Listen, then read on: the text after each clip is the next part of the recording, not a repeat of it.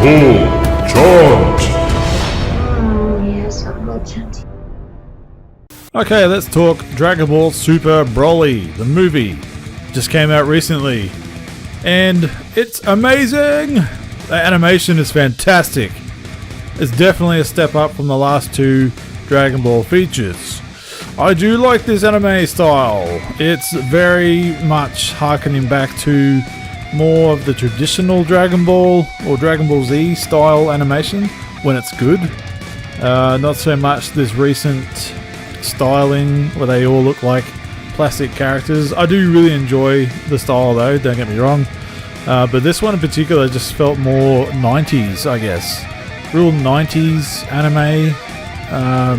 Legit as hell. I'm ranting on about the animation, but it is that good. Seeing it on the big screen, you can tell. I mean, they made this movie for under 10 million, like 8 million something, and you can tell that a lot of money went into the animation, particularly in the action scenes or the key moments, which is awesome. I can't praise the animation in this enough. I know I'm going on about it, but just sitting there in the cinema, it's blown away. I knew I was watching a Dragon Ball movie, but not to this extent. I didn't realize it was going to be like this. A lot of love and care went into this movie, and it's evident. Not just in the animation style, but the story. There actually is one. And it felt special. It didn't just feel like another run-of-the-mill beat-em-up Dragon Ball movie. This one was a weird sensation of nostalgia and future possibilities and something new and lots of fan service, but it felt like a lived-in world, a lived-in scenario. Harkening back to more of the Saiyan's history, not so much all this new stuff, which is cool and fine, but it's good to see that they're looking back and filling in some of the holes or some of the gaps that was never explored in the Saiyan story, the Saiyan history of these characters. I, for one, I'm happy that they're going back in this direction. Broly has always been one of my favourite characters. That's no word of a lie. He's controversial because people say he's just a bad character because there's not much to him. Granted, in the Dragon Ball Z movie 8, he was just a running, smashing Hulk, anger machine, yelling one word Kakarot left and right, with not the best motivation either. But this one, in one movie, in one 2-hour movie, they somehow have given us the most sympathetic, the most tragic character with the most character development in the entire Dragon Ball series. I was very surprised. Like, this Broly, you feel sorry for him. You feel for the guy. He's not just a mindless anger machine. He's a circumstance of tragic events and just like gut-punching stuff. I mean, it's a kid's... I don't want to say it's a kid's movie. It's some pretty heavy themes in there, but what the character Broly had to endure as a kid and his just growing up life is just pretty damn hectic. And you can see how feral he got in this particular iteration of it, where he doesn't have social skills, he's very quiet, keeps himself, doesn't speak a lot, if at all, but you can relate to the character. And this is Dragon Ball we're talking about, where most of the characters don't have any development whatsoever. They just want to fight, train, fight, and want to beat the bad guy up. There's no real personality. I won't say there's no personality, but there's no anything deeper to look for in the characters as a whole, besides Gohan and Piccolo. Anyway, going off in a tangent there, but I'm not going to spoil too much. I just want to talk about Broly a bit more. As you can see, the speed drawing, I wanted to talk about this Broly movie, but I wanted to do something different rather than just me talking. So I thought I'd do a speed drawing of Broly. Never drawn Broly before, let alone in my own style that I'm still trying to develop.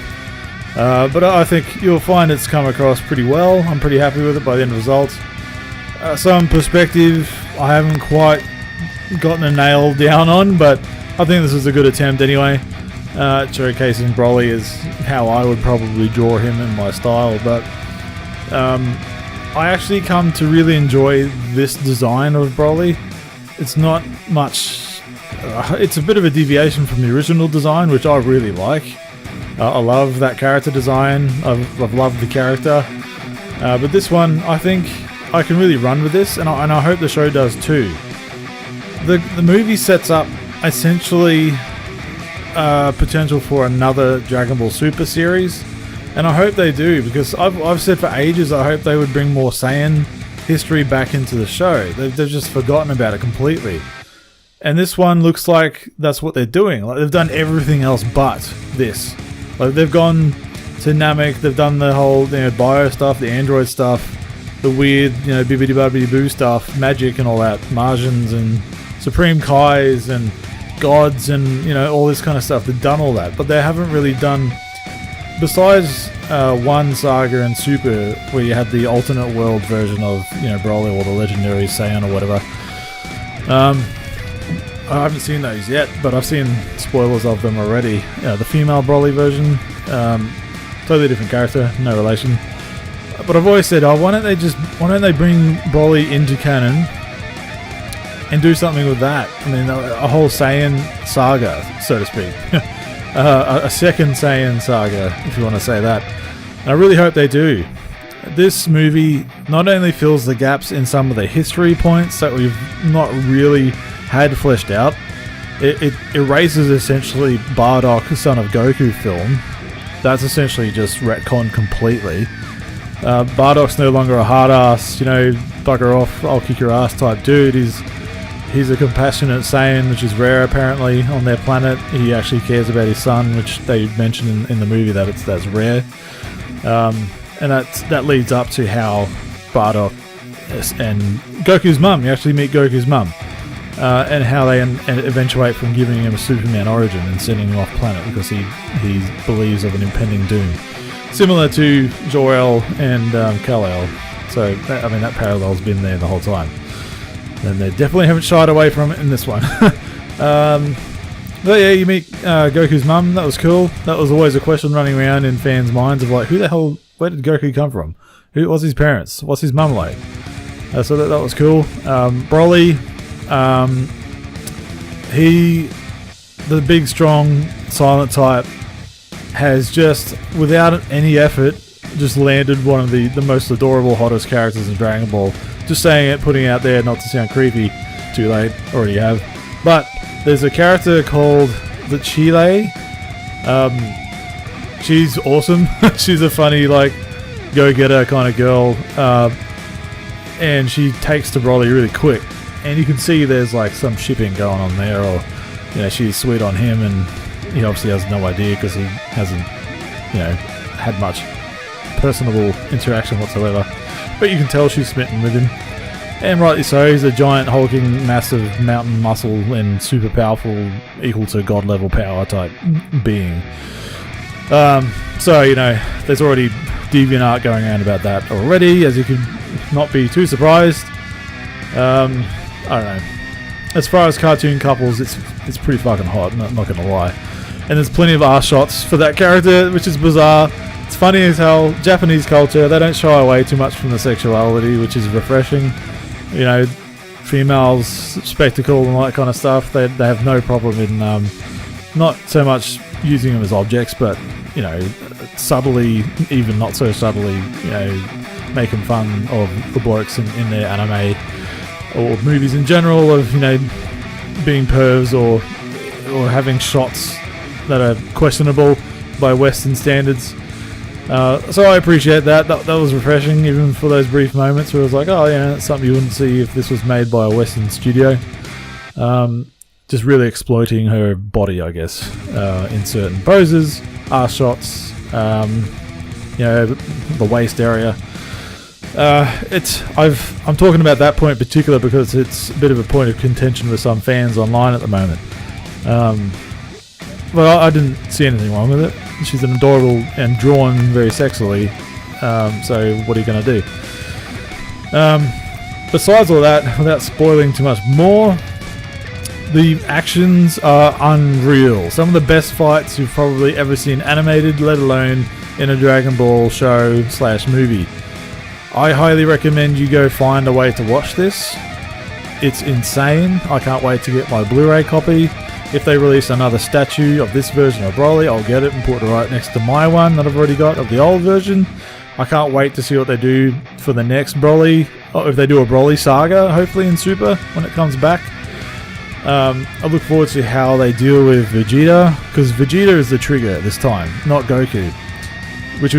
It makes perfect sense for Vegeta to be the trigger for Broly, given his history with King Vegeta back in the day, in Paragus and their whole thing going on. Frieza is in the film. That whole plot thread was very interesting as well. He played in really well into Broly. I've missed a lot of Super to know why Frieza's there, so that was a bit of a spoiler for me, as I haven't finished Super yet. But whatever. But there's one fight scene in particular that's in first person. Holy shit! It's very cool and it just slides into it before you realize, like, holy shit, this is Broly's perspective fighting Goku. It's freaking cool. Yeah, look, I don't want to spoil too much more. You have to watch it. They do a lot in 2 hours to correct the ship, right some wrongs, point it in an awesome direction, and just make Broly essentially one of the best, more rounded out characters in Dragon Ball or Dragon Ball Z history, Dragon Ball Super history. Yeah, big fan. Yeah, hopefully you enjoyed this little speed drawing and yarn over the top of this. Totally unplanned conversation, but I wanted to keep it that way, and hopefully enjoyed. Let me know what you think of my drawing. Yes, I understand there's some perspective issues, but hey, I'm a bit rusty. It's been a while. Anyway, I'll catch you on the next one.